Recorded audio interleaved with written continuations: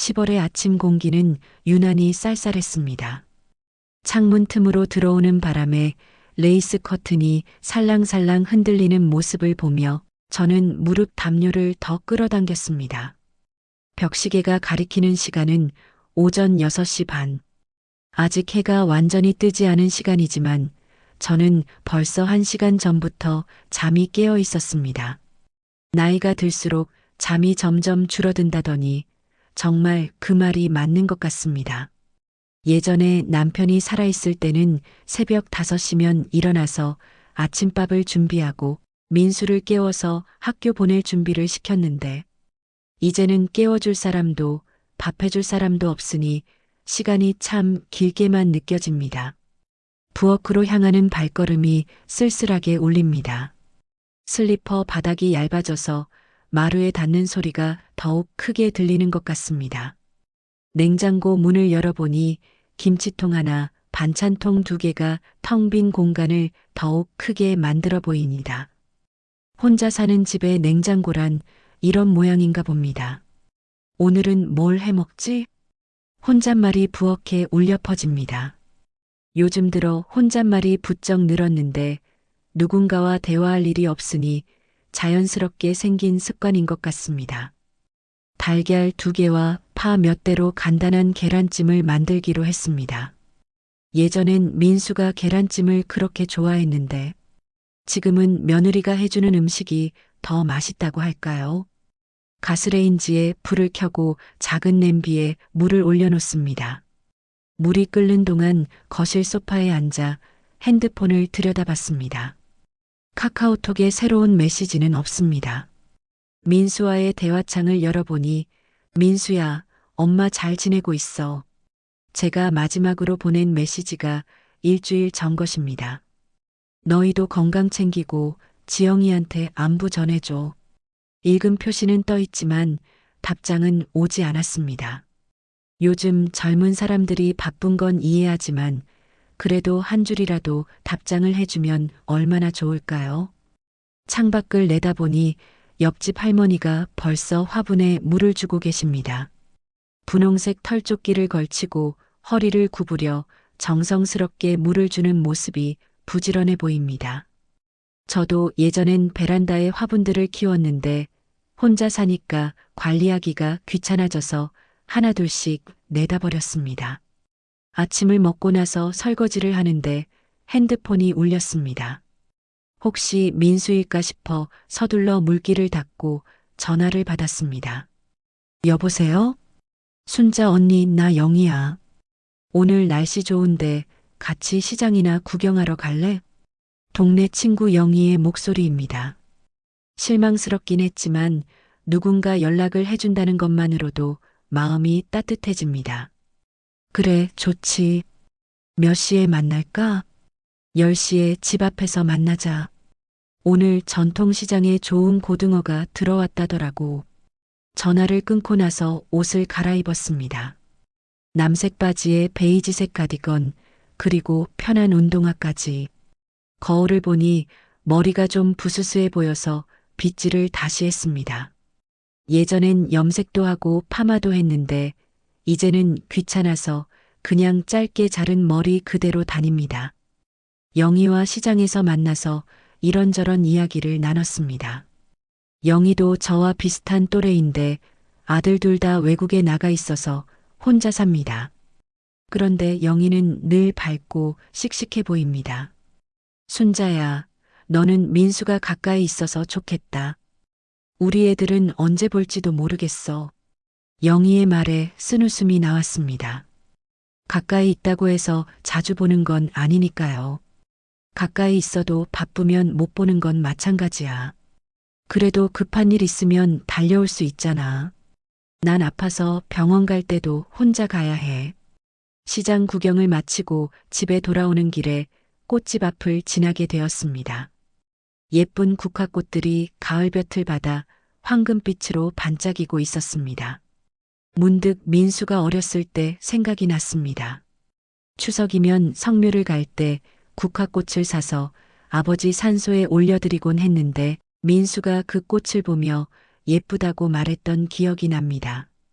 집에 도착해서 핸드폰을 확인해 봤지만 여전히 새로운 메시지는 없었습니다. 저녁 시간이 다가오면서 마음 한편이 허전해집니다. 예전 같으면 이 시간에 민수한테 전화해서 저녁은 먹었니? 뭘 먹었니? 물어보곤 했는데 요즘은 그런 전화도 부담스럽다고 하니 어쩔 수 없습니다. 저녁을 간단히 해먹고 TV를 켰습니다. 드라마가 나오는데 주인공이 어머니께 안부 전화를 드리는 장면입니다. 어머니, 저예요. 오늘 밥은 드셨어요? 몸은 괜찮으시고요?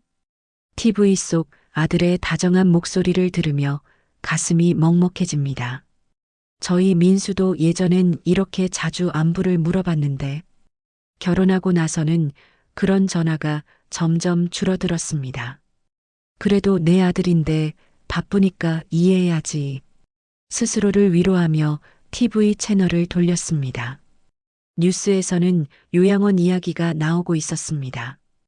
독거노인들이 늘어나면서 요양원 입소를 기다리는 사람들이 많다는 내용이었습니다. 그 뉴스를 보면서 문득 든 생각이 있었습니다. 나도 언젠가는 저런 곳에 가게 될까? 창밖으로 보이는 가로등 불빛이 점점 어두워지는 하늘과 대조를 이루고 있습니다.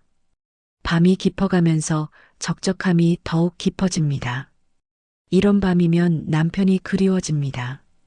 살아있을 때는 별것 아닌 일상 이야기라도 나눌 수 있었는데 이제는 그런 사람도 없습니다. 핸드폰을 다시 한번 들여다봤습니다. 민수에게 전화를 걸까 하다가 시계를 보니 벌써 밤 9시가 넘어 있습니다.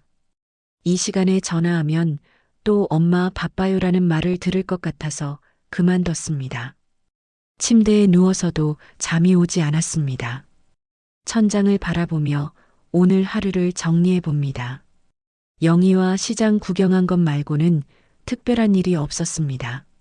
내일도 오늘과 비슷한 하루가 될 것 같습니다. 이런 날들이 계속 반복될 거라는 생각을 하니 가슴이 답답해집니다. 민수가 어렸을 때는 그렇게 엄마 했는데 어린 민수의 모습이 눈에 선합니다. 학교에서 돌아오면 엄마 배고파 라고 외치며 부엌으로 달려오던 모습, 아플 때 제품에 안겨서 응석 부리던 모습들이 주마등처럼 스쳐 지나갑니다. 새벽바람이 창문을 두드리는 소리에 잠이 깼습니다. 시계를 보니 새벽 5시입니다. 또 다른 하루가 시작됩니다. 아마 오늘도 어제와 별반 다르지 않은 하루가 될 것 같습니다. 그로부터 2주일이 지났습니다. 10월 말의 아침 공기는 더욱 차가워졌고 나뭇잎들이 노랗게 변해가는 모습이 창밖으로 보였습니다. 평소와 다를 바 없는 아침이었는데 갑자기 가슴 한쪽이 답답해지기 시작했습니다. 이게 뭐지? 처음엔 체한 것 같다고 생각했습니다. 어제 저녁에 라면을 먹었는데 그것 때문인가 싶었습니다. 하지만 시간이 지날수록 답답함이 심해지고 숨쉬기도 조금 힘들어졌습니다. 거울을 보니 얼굴이 평소보다 창백해 보였습니다. 입술도 조금 하얗게 보이는 것 같고요. 이런 증상은 처음이라 당황스러웠습니다. 병원에 가봐야겠어. 핸드폰을 들고 민수에게 전화를 걸었습니다. 신호음이 몇 번 울린 후에 민수의 목소리가 들렸습니다. 네, 엄마. 무슨 일이세요? 목소리가 평소보다 차갑게 들렸습니다. 아마 바쁜 시간에 전화해서 그런 것 같습니다. 민수야, 엄마가 갑자기 가슴이 답답하고 숨쉬기가 힘들어서 병원에 가려고 하는데 엄마, 지금 오랜만에 친구들하고 모임이 있어요. 급한 거 아니면 나중에 다시 전화 주세요. 아니야, 민수야. 엄마가 진짜 아픈 것 같아서. 엄마, 병원은 혼자 가셔도 괜찮잖아요. 지금 정말 친구들 기다리고 있어서요. 나중에 연락드릴게요. 툭 하고 전화가 끊어졌습니다. 핸드폰을 바라보며 멍하니 서 있었습니다. 이런 적이 처음이라 당황스러웠습니다. 예전 같으면 이런 상황에서 민수가 바로 달려왔을 텐데 이제는 친구 모임이 더 중요한가 봅니다. 며느리 지영이한테도 전화해 봤습니다. 하지만 전화벨만 계속 울릴 뿐 받지 않았습니다. 아마 직장에 있어서 바쁜가 봅니다.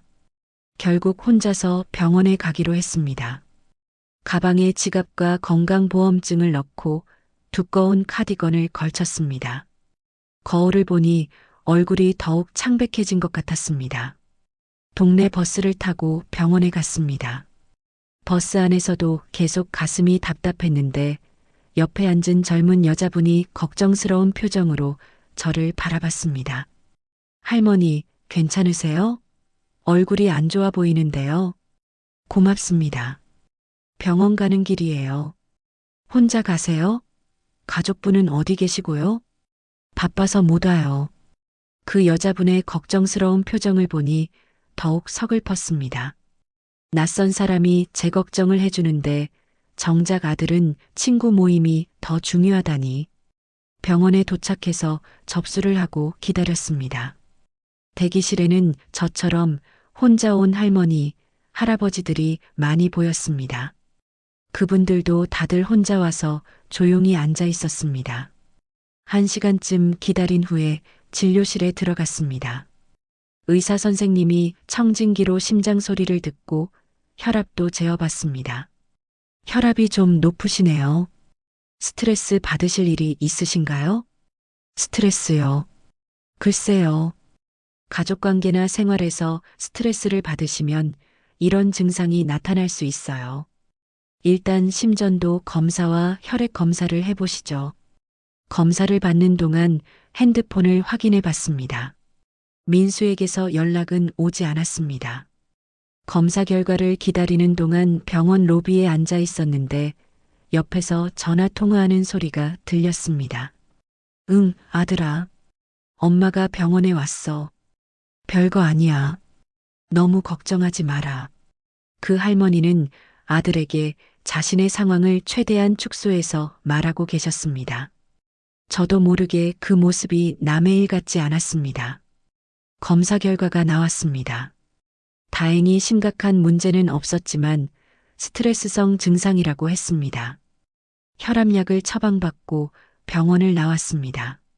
집에 돌아와서 소파에 앉아 있는데 오후 3시쯤 민수에게서 전화가 왔습니다. 엄마, 아까 전화하신 거 못 받아서 죄송해요.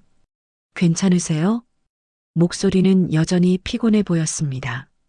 아니야, 괜찮아. 가슴이 좀 답답해서 병원 갔다 왔어. 병원요? 뭐라고 하던가요? 별거 아니래. 스트레스 때문이라고 하더라고. 아, 그러셨구나. 엄마도 스트레스 받을 일이 있으세요? 그 말을 듣는 순간 가슴이 뭉클했습니다. 정말 모르는 건지 아는데도 모르는 척하는 건지 아들의 친구 모임이 아픈 어머니보다 더 중요했다는 말인가요? 아니야, 별거 없어. 너무 걱정하지 마라. 그럼 다행이네요. 엄마, 저 지금 회사에서 연락드리는 거라 끊을게요. 몸 조심하시고요. 또다시 무뚝뚝하게 전화가 끊어졌습니다. 저녁이 되어서 지영이한테서 카카오톡 메시지가 왔습니다. 어머니, 오늘 병원 다녀오셨다고 민수 오빠가 그러네요. 괜찮으세요? 그래도 며느리가 안부를 물어봐서 고마웠습니다. 응, 별거 아니야. 고마워. 다행이네요. 그런데 어머니, 앞으로는 병원 가실 때 미리 연락 주세요. 갑자기 연락받으면 저희도 당황스러워요. 잠시 후 또 다른 메시지가 왔습니다. 그리고 어머니, 솔직히 말씀드리면 요즘 어머니께서 자주 연락하시는 게 좀 부담스러워요. 저희도 바쁘고 민수 오빠도 회사 일로 스트레스 받는데 어머니가 계속 연락하시면 더 힘들어해요. 조금만 이해해 주세요. 핸드폰 화면을 바라보며 손이 떨렸습니다. 자주 연락한다고요? 일주일에 한 번 정도 안부 묻는 것도 부담스럽다는 건가요? 또 다른 메시지가 이어졌습니다. 어머니도 이제 혼자 사시니까 새로운 취미 생활이나 친구들과의 만남을 늘리시는 게 어떨까요? 저희에게만 의존하지 마시고 어머니만의 생활을 만들어 보세요. 그게 어머니한테도 좋을 것 같아요. 의존한다고요? 제가 언제 의존했나요? 그냥 아들이 잘 지내는지 궁금해서 가끔 연락한 것뿐인데 마지막 메시지가 더욱 충격적이었습니다. 솔직히 말씀드리면 어머니가 너무 외로워하시는 것 같아요. 저희한테 그 외로움을 다 채워달라고 하시면 저희도 힘들어요. 어머니 나이에 맞는 모임이나 활동을 찾아보시면 어떨까요? 요양원은 아니더라도 시니어 센터 같은 곳도 있잖아요. 그 메시지를 읽는 순간 가슴이 답답해졌습니다. 미리 연락을 달라는 것도 서러운데 이제는 제가 부담스럽다고 하고 시니어 센터에 가라고까지 하네요. 아픈 것이 미리 예약할 수 있는 건가요? 그리고 일주일에 한 번 안부 묻는 것이 의존하는 건가요? 며칠 후 추석이 다가왔습니다. 예전 같으면 벌써 일주일 전부터 장보고 음식 준비 계획을 세웠을 텐데 이번에는 별다른 준비를 하지 않았습니다. 민수 가족이 올지 안 올지도 확실하지 않았거든요. 추석 이틀 전에 민수에게서 전화가 왔습니다. 엄마, 추석 때 저희가 지영이 부모님 댁에 먼저 가야 할 것 같아요. 오후 늦게나 들러볼 수 있을 것 같은데 괜찮으세요? 그래, 괜찮아. 바쁘면 안 와도 돼. 아니에요. 얼굴은 뵈야죠. 그런데 음식은 많이 준비 안 하셔도 돼요. 저희가 다른 곳에서 먹고 갈 거라서 전화를 끊고 나서 허탈한 마음이 들었습니다. 추석인데 음식 준비도 하지 말라니. 예전에는 민수가 좋아하는 음식들을 며칠 전부터 정성스럽게 준비했는데 이제는 그런 것도 필요 없다는 말인가요? 추석 당일 아침 일찍 일어나서 간단하게 나물 몇 가지만 무쳤습니다. 그래도 명절인데 아무것도 없을 수는 없잖아요. 오후 4시쯤 민수 가족이 왔습니다. 엄마, 안녕하세요. 민수의 인사는 형식적이었습니다. 지영이는 한복 대신 평상복을 입고 있었고 표정도 그다지 밝지 않아 보였습니다. 어머니, 안녕하세요. 그래, 고생 많았어. 앉아라. 저희 시간이 별로 없어서요. 빨리 인사만 드리고 가야 할 것 같아요. 지영이의 말에 마음이 더욱 서글펴졌습니다. 명절인데 이렇게 서둘러야 하나 싶었습니다. 그래도 차라도 마시고 가지. 괜찮아요, 어머니. 저희 다른 약속이 있어서. 결국 30분도 채 안 있다가 그들은 돌아갔습니다. 빈 거실에 혼자 앉아 있으니 더욱 쓸쓸했습니다. 정성스럽게 준비한 나물들은 거의 그대로 남아 있었습니다. 그날 밤 잠이 오지 않아서 계속 뒤척였습니다. 예전 추석의 기억들이 자꾸 떠올랐습니다. 민수가 어렸을 때는 명절이면 며칠씩 함께 있으면서 이런저런 이야기를 나누곤 했는데 이제는 그런 시간도 부담스러워하는 것 같습니다. 그로부터 며칠간 연락이 없었습니다. 추석 인사라도 받을까 했는데 그것도 없었습니다. 문득 궁금해져서 민수의 SNS를 찾아봤습니다. 지영이와 함께 찍은 추석 사진들이 올라와 있었는데 그들은 정말 행복해 보였습니다. 지영이 부모님과 함께 찍은 사진도 있었는데 모두들 웃고 있었습니다. 나만 없구나. 그 생각이 들자 가슴이 먹먹해졌습니다. 저도 사진 속에 함께 있었으면 얼마나 좋았을까요? 추석이 지나고 10월 중순이 되었을 때였습니다. 제가 감기에 걸려 며칠 동안 몸살을 앓았는데 혹시나 해서 민수에게 연락해 봤습니다. 민수야, 엄마 감기 걸려서 며칠째 아픈데 괜찮을까? 엄마 감기는 며칠 지나면 낫잖아요. 충분히 쉬시고 약 드세요.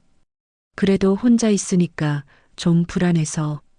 엄마, 요즘 독감 유행이라 저희가 옮을까봐 걱정되네요. 다 나으시면 연락 주세요.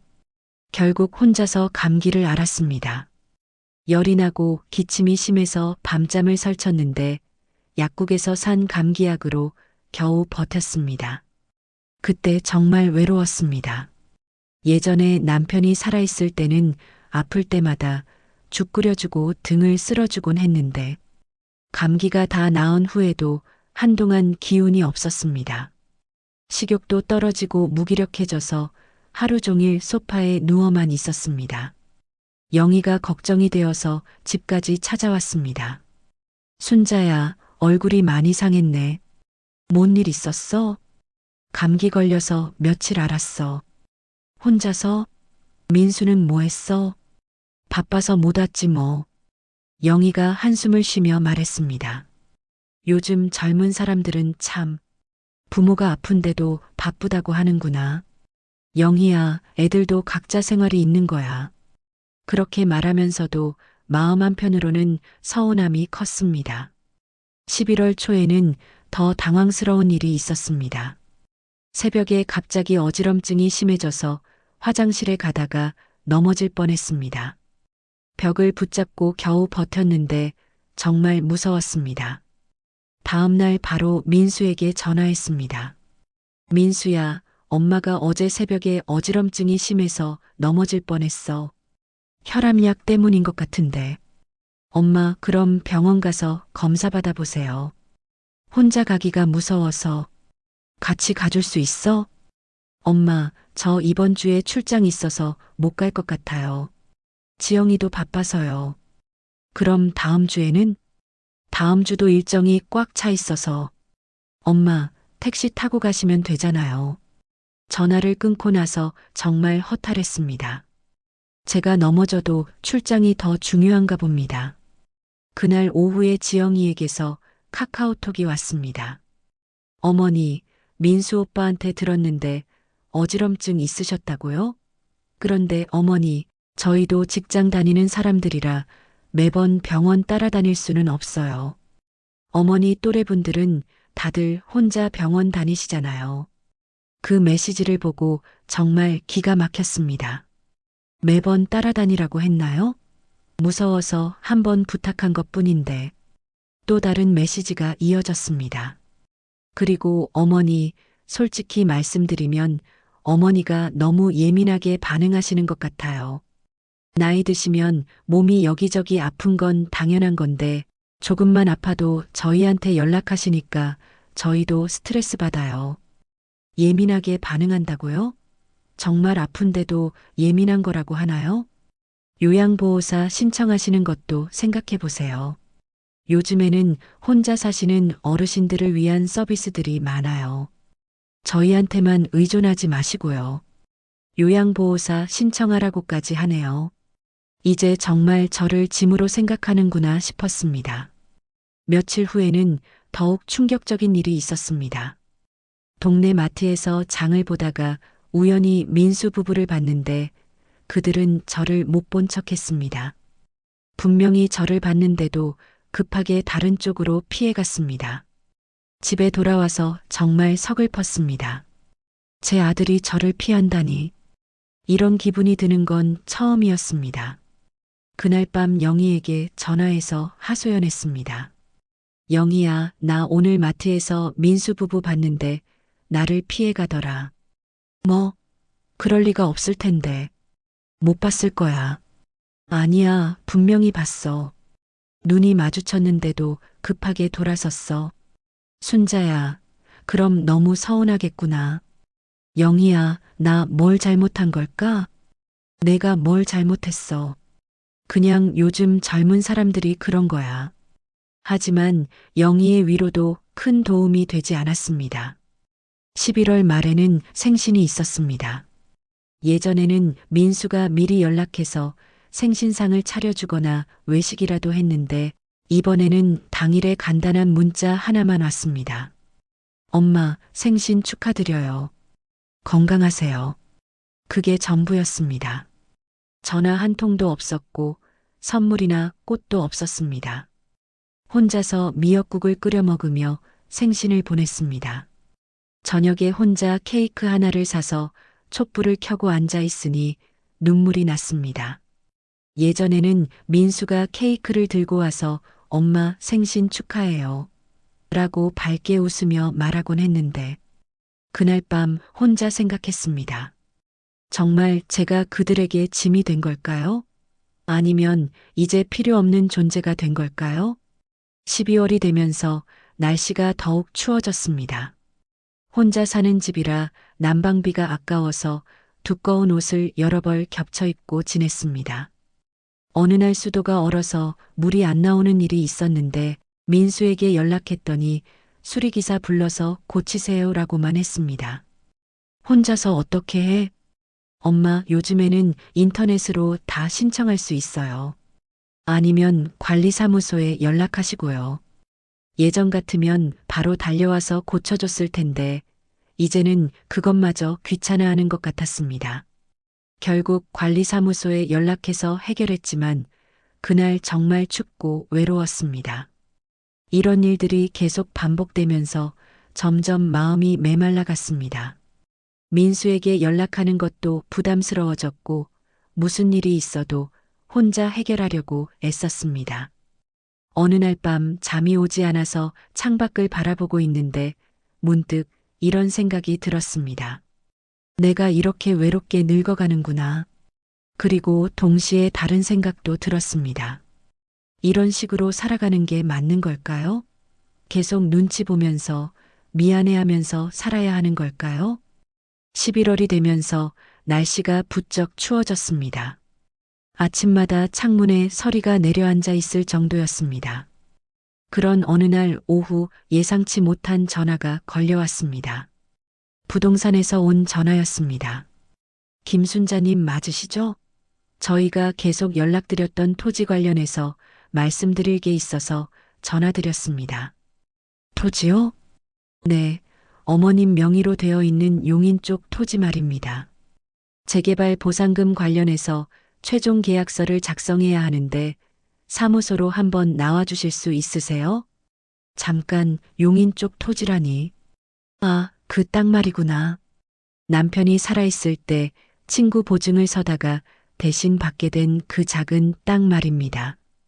당시에는 아무짝에도 쓸모없는 산골 땅이라서 잊고 살았는데 그곳이 재개발 구역에 포함되었다는 연락을 몇 년 전에 받았었습니다. 얼마나 나오는 건가요? 최종 보상 금액이 4억 2천만 원으로 확정되었습니다. 전화기를 잡고 있던 손이 떨렸습니다. 4억 2천만 원이라니 믿기지 않는 금액이었습니다. 정말요? 네, 맞습니다. 내일 오전에 사무소로 나와주시면 계약 진행하겠습니다. 전화를 끊고 나서 한참 동안 멍하니 앉아 있었습니다. 4억이 넘는 돈이라니. 평생 그런 큰 돈을 만져본 적이 없었는데 갑자기 그런 돈이 생긴다는 게 실감이 나지 않았습니다. 그런데 이상하게도 기쁘기보다는 복잡한 마음이 들었습니다. 이 돈이 있다는 걸 민수가 알게 되면 어떻게 될까요? 갑자기 저에게 잘해질까요? 아니면 이 돈을 노리고 접근할까요? 그날 밤 잠이 오지 않아서 계속 생각에 잠겼습니다. 민수에게 이 사실을 알려줘야 할까요, 말까요? 예전 같으면 당연히 기쁜 마음으로 알려줬을 텐데 지금은 왜 이렇게 망설여지는 걸까요? 다음 날 부동산 사무소에 가서 계약을 마쳤습니다. 통장에 찍힌 숫자를 보니 정말 실감이 났습니다.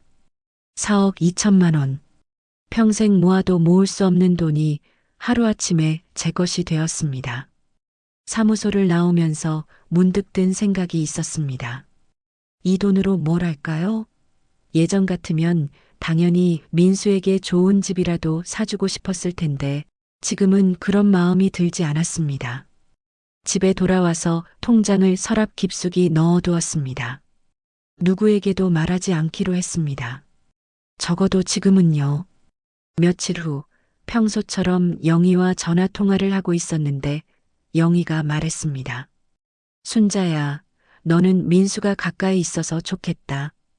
나중에 나이 들어서 아프면 돌봐줄 사람이라도 있고. 글쎄, 요즘 애들이 어디 그래? 그래도 혈육은 혈육이지. 정말 어려울 때는 도와주지 않겠어? 영희의 말을 들으며 쓴웃음이 나왔습니다. 정말 어려울 때 도와줄까요? 제가 병원에 갔을 때도 친구 모임이 더 중요했던 아들이요? 그로부터 일주일쯤 지났을 때였습니다. 저녁 8시쯤 민수에게서 급하게 전화가 왔습니다. 엄마, 지금 시간 괜찮으세요? 목소리가 평소와 달랐습니다. 뭔가 급해 보이고 조금 떨리는 것 같기도 했습니다. 그래, 무슨 일이야? 엄마, 제가 갑자기 찾아뵐 수 있을까요? 중요한 일이 있어서요. 지금, 이 시간에? 네, 죄송한데 정말 급한 일이에요. 그래, 그럼 와라. 1시간 후에 민수가 혼자 왔습니다. 지영이는 없었습니다. 민수의 표정을 보니 뭔가 심각한 일이 있는 것 같았습니다. 얼굴이 창백하고 눈가에 다크서클도 짙어 보였습니다. 평소에 단정했던 옷차림도 조금 흐트러져 있었습니다. 민수야, 무슨 일이야? 얼굴이 안 좋아 보인다. 엄마, 저 정말 죄송합니다. 민수가 갑자기 고개를 숙였습니다. 이런 모습은 처음 보는 것 같았습니다. 왜? 무슨 일인데? 사실은 회사에서 투자 사업을 진행했는데 그게 완전히 실패했어요. 제가 보증을 섰는데 그 때문에 개인적으로도 큰 빚을 지게 되었어요. 빚이라니. 얼마나? 3천만 원이요. 이번 달 안에 갚지 못하면 정말 큰일이 나요. 민수의 목소리가 떨렸습니다. 정말 절망적인 상황인 것 같았습니다. 엄마, 정말 죄송하지만 돈을 좀 빌려주실 수 있을까요? 꼭 갚을게요. 이자도 드릴게요. 그 말을 듣는 순간 가슴이 복잡해졌습니다. 서랍 안에는 4억이 넘는 돈이 들어있는 통장이 있습니다. 3천만 원 정도는 아무것도 아닌 금액입니다. 예전 같으면 당연히 도와줬을 거예요. 하지만 지금은 달랐습니다. 제가 아플 때는 친구 모임이 더 중요했던 아들이, 추석 때는 30분도 채 있지 않았던 아들이, 이제 와서 돈이 필요하니까 찾아온 겁니다. 민수야, 엄마가 어디서 그런 큰 돈을 구해? 엄마, 정말 어쩔 수 없는 상황이에요. 다른 방법이 없어요. 너희가 벌어서 해결해야 할 일 아니야? 엄마, 제가 정말 잘못했어요. 하지만 이번만, 정말 이번만 도와주세요. 민수가 거의 애원하듯이 말했습니다. 평생 보지 못했던 모습이었습니다. 엄마도 혼자 살면서 생활비가 빠듯해. 요즘 물가도 많이 올랐고, 엄마, 그럼 조금이라도, 1,000만 원만이라도 도와주실 수 있을까요? 그 순간 마음 한편에서는 도와주고 싶다는 마음이 들었습니다. 제 아들인데 이렇게 어려워하는데 어떻게 외면할 수 있겠어요. 하지만 다른 한편으로는 서운한 마음도 컸습니다. 민수야, 엄마한테 마지막으로 언제 안부 전화했는지 기억해? 엄마, 그게 엄마가 병원 갔을 때는 뭐라고 했지? 친구 모임 중이라고 나중에 연락한다고 했잖아. 민수의 얼굴이 더욱 창백해졌습니다. 추석 때는 또 어땠어? 30분도 채 안 있다가 갔잖아. 다른 약속이 있다고. 엄마, 제가 정말 잘못했어요. 앞으로는 안 그럴게요. 이제 와서 앞으로는 안 그런다고? 민수가 할 말을 잃고 고개를 숙였습니다. 그 모습을 보니 마음이 아팠지만 동시에 화도 났습니다. 민수야, 엄마는 돈이 필요할 때만 찾는 사람이야? 아니에요, 엄마. 정말 그런 게 아니에요. 그럼 뭐야? 평소에는 연락도 안 하더니 돈 필요하니까 이렇게 급하게 찾아온 거 아니야? 민수가 아무 말도 하지 못했습니다. 사실이니까요. 엄마, 정말 죄송해요. 제가 너무 바빠서.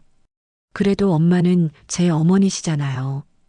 어머니라는 걸 이제 생각났어? 그날 밤 민수는 빈손으로 돌아갔습니다. 제가 도와줄 수 없다고 했거든요. 민수가 떠나고 나서 혼자 앉아 있으니 마음이 복잡했습니다. 서랍을 열어서 통장을 꺼내봤습니다. 4억 2천만 원. 이 돈으로 민수의 문제는 충분히 해결할 수 있습니다. 하지만 정말 도와줘야 할까요? 그날 밤 잠이 오지 않아서 계속 생각했습니다. 민수가 어렸을 때부터 지금까지의 일들이 주마등처럼 지나갔습니다. 열심히 키운 아들인데 이렇게 외면해도 되는 걸까요? 하지만 동시에 이런 생각도 들었습니다. 이번에 도와준다고 해서 민수가 정말 달라질까요? 아니면 또다시 예전처럼 저를 소홀히 대할까요?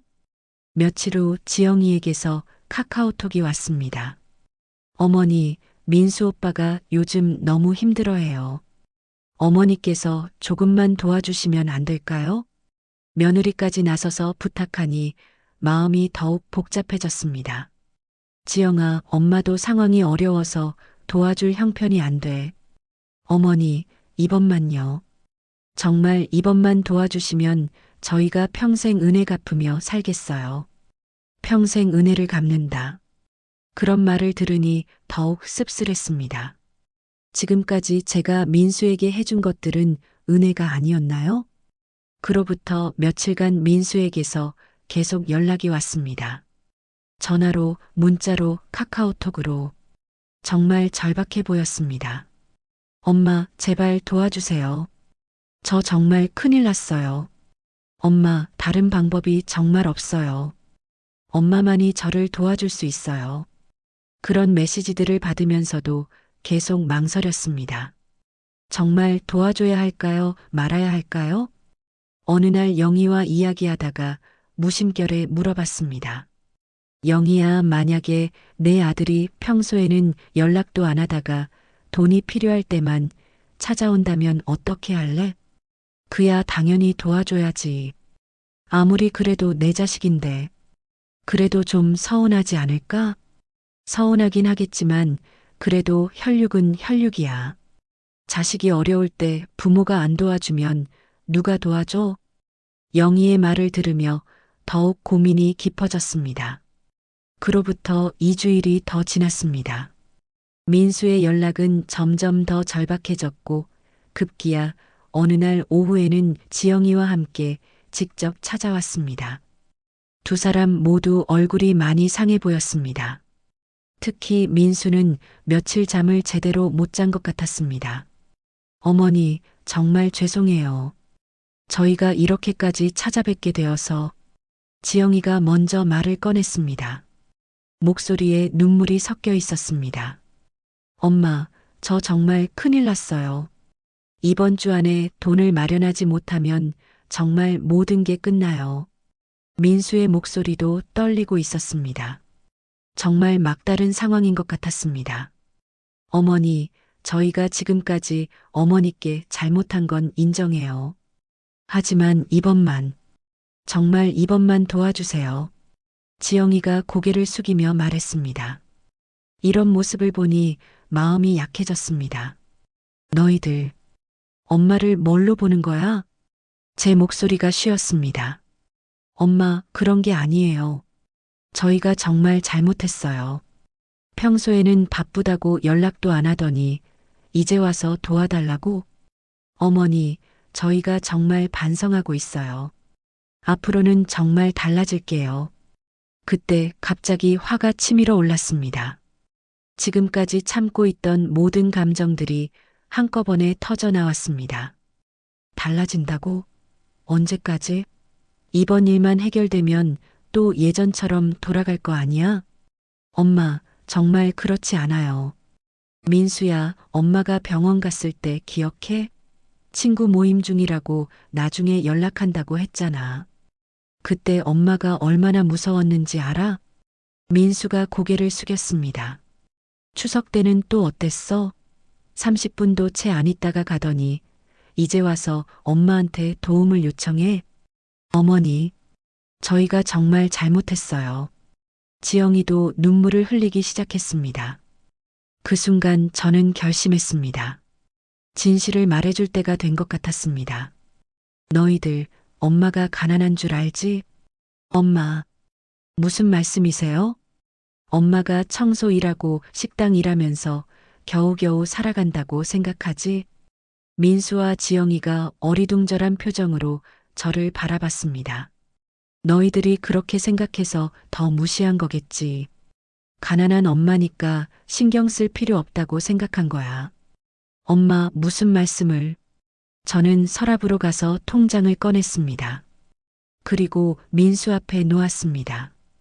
이것 좀 봐라. 민수가 통장을 열어보더니 눈이 커졌습니다. 지영이도 함께 보더니 입을 벌렸습니다. 이게 뭐예요? 4억 2천만 원이야. 아버지가 남긴 땅이 재개발되어서 받은 돈이지. 4억이요? 정말요? 그래. 내가 찾고 있는 3천만 원 따위는 아무것도 아닌 돈이야. 민수와 지영이가 서로를 바라보며 당황스러워했습니다. 그럼, 엄마, 저를 도와주실 수 있다는 말씀이세요? 민수의 목소리에 희망이 섞여 있었습니다. 하지만 저는 고개를 저었습니다. 아니야. 안 도와줄 거야. 엄마. 왜요? 돈이 있으시면서 왜 안 도와주세요? 왜냐고? 민수야, 엄마도 이제 내 인생을 살고 싶어. 엄마 인생이요? 그래.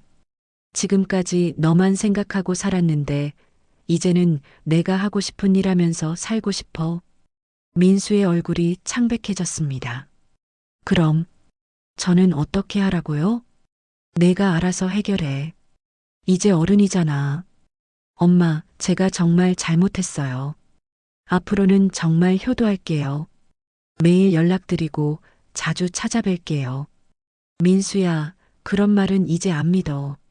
엄마, 너희들이 엄마를 어떻게 대했는지 생각해봐. 돈이 필요할 때만 찾는 것이 효도야? 지영이가 입을 열었습니다. 어머니, 저희가 정말 잘못 생각했어요. 어머니를 너무 쉽게 생각했어요. 지영아, 이제 와서 그런 말 해봤자 소용없어. 어머니, 그럼 정말 도와주지 않으시는 건가요? 그래. 이 돈은 내가 죽을 때까지 내가 쓸 거야. 엄마, 그럼 저는 어떻게 되는 거예요? 그건 내가 알아서 할 일이야. 엄마는 이제 모르겠어. 민수가 거의 울먹이는 목소리로 말했습니다. 엄마, 제가 아무리 잘못했어도 이렇게까지 하실 거예요? 민수야, 엄마도 감정이 있는 사람이야. 지금까지 얼마나 외롭고 서러웠는지 알아? 엄마, 너희들은 엄마가 그냥 있는 줄 알았지? 돈 필요할 때 찾으면 되는 사람인 줄 알았고, 그날 민수와 지영이는 결국 아무것도 얻지 못하고 돌아갔습니다. 문을 닫고 나서 혼자 앉아 있으니 속이 시원하면서도 한편으로는 마음이 아팠습니다. 며칠 후 민수에게서 문자가 왔습니다. 엄마, 다른 방법을 찾아서 해결했어요. 정말 힘들었지만 어떻게든 해결했습니다. 엄마, 제가 정말 잘못했어요. 이제라도 알게 되어서 다행이에요. 그 문자를 보니 마음이 복잡했습니다. 결국 혼자서 해결한 것 같네요. 그로부터 한 달쯤 지났을 때 민수가 다시 찾아왔습니다. 이번에는 혼자였고 꽃다발을 들고 있었습니다. 엄마, 안녕하세요. 예전과는 다른 목소리였습니다. 더 조심스럽고 정중해 보였습니다. 무슨 일이야? 그냥 안부 인사차 왔어요. 오랫동안 안 찾아뵈어서. 그래. 엄마, 그동안 제가 정말 많은 걸 깨달았어요. 엄마를 너무 당연하게 생각했던 것 같아요. 민수가 진심 어린 목소리로 말했습니다. 이제 와서 그런 말 해봤자. 엄마, 저 정말 달라질게요. 앞으로는 일주일에 한 번씩은 꼭 찾아뵐게요. 그런 말은 이제 믿지 않는다고 했잖아. 엄마, 그럼 어떻게 해야 엄마 마음을 돌릴 수 있을까요? 민수의 간절한 표정을 보니 마음이 조금 흔들렸습니다. 그래도 제 아들인데 일단은 지켜보자. 말로만 하지 말고 행동으로 보여줘. 네, 엄마. 꼭 그럴게요. 그날 이후로 민수는 정말 일주일에 한 번씩 찾아왔습니다. 처음에는 의무감에서 하는 것 같았는데 시간이 지나면서 조금씩 진심이 느껴지기 시작했습니다. 어느 날 민수가 말했습니다. 엄마, 그 돈으로 뭐 하고 싶은 거 있으세요? 글쎄, 작은 카페라도 하나 차릴까 생각 중이야. 정말요? 좋은 생각이에요. 엄마가 좋아하시는 일 하세요. 예전 같으면 엄마가 무슨 카페를 해라고 했을 텐데 이제는 달라진 것 같았습니다. 몇 달 후 저는 정말 작은 카페를 차렸습니다. 동네 어르신들이 편하게 드나들 수 있는 그런 카페였습니다. 민수도 가끔 들러서 손님들께 저희 엄마가 하는 카페예요라고 자랑스럽게 말하곤 합니다. 지영이도 달라졌습니다. 예전처럼 차갑지 않고 가끔 카페에 들러서 도움을 주기도 합니다. 무엇보다 저를 시니어 센터에 보내려고 하지 않게 되었습니다. 이제는 제가 누군가에게 기대지 않고 제 힘으로 살아가고 있습니다. 물론 민수와의 관계도 예전보다 훨씬 좋아졌어요. 서로를 당연하게 여기지 않고 더 소중히 생각하게 되었습니다. 가끔 카페에 앉아서 생각해 봅니다. 그때 민수를 도와주지 않은 게 잘한 일이었을까요? 지금 생각해 보면 그게 오히려 우리 모두에게 좋은 일이었던 것 같습니다. 민수는 혼자 힘으로 문제를 해결하면서 성장했고 저는 제 인생을 찾게 되었으니까요. 때로는 사랑하는 사람에게 안 된다고 말하는 것이 진짜 사랑일 수도 있다는 걸 깨달았습니다. 그리고 아무리 나이가 들어도 새로운 시작은 가능하다는 것도요. 지금 저는 행복합니다. 제 카페에서 동네 어르신들과 담소를 나누고 일주일에 한 번씩 찾아오는 민수와 진심 어린 대화를 나누며 살아가고 있습니다. 돈이 있다는 사실을 알고 나서도 그 돈을 노리지 않고 진심으로 대해주는 민수를 보면서 제 선택이 옳았다는 걸 확신합니다. 인생의 후반부에 이르러서야 진정한 제 모습을 찾게 된 것 같습니다. 이제는 누구에게도 기대지 않고 당당하게 제 인생을 살아가고 있습니다. 어제는 민수가 지영이와 함께 찾아와서 말했습니다. 엄마, 저희가 아이를 가졌어요. 이번에는 정말 엄마께 많이 의지하고 싶어요. 아이 키우는 일 도와주세요. 그 말을 들으며 미소가 나왔습니다. 이제는 도움을 요청하는 방식도 달라졌네요. 명령조가 아니라 부탁하는 투로 말이에요. 그래, 손주 보는 건 기쁘지. 하지만 엄마 카페 일도 있으니까 서로 맞춰가면서 해야겠다. 네, 엄마. 당연히 엄마 편의에 맞춰서 부탁드릴게요. 예전 같으면 당연히 카페를 그만두고 손주만 봐달라고 했을 텐데 이제는 제 일도 존중해주는 것 같습니다. 오늘 아침 카페 문을 열면서 창밖을 바라봤습니다. 겨울이 지나고 봄이 오는 것 같습니다. 나무에 새순이 돋아나고 있어요. 저도 마찬가지입니다. 인생의 겨울이 지나고 새로운 봄이 찾아온 기분입니다. 이제 제가 하고 싶은 일을 하면서 사랑하는 사람들과 건강한 관계를 맺으며 살아갑니다. 돈이 있어서 행복한 게 아니라 제 가치를 인정받으면서 살아가기 때문에 행복합니다. 혹시 저와 같은 상황에 있는 어르신들이 계시다면 말씀드리고 싶습니다. 나이가 들어도 새로운 시작은 가능합니다. 그리고 때로는 단호하게 안 된다고 말하는 것이 모두를 위한 일일 수도 있다는 것을요. 지금 제 통장에는 여전히 4억이 넘는 돈이 들어있지만 그보다 더 소중한 건 제 존재의 가치를 인정받으며 살아가는 것입니다. 이제야 진짜 제 인생이 시작된 것 같습니다.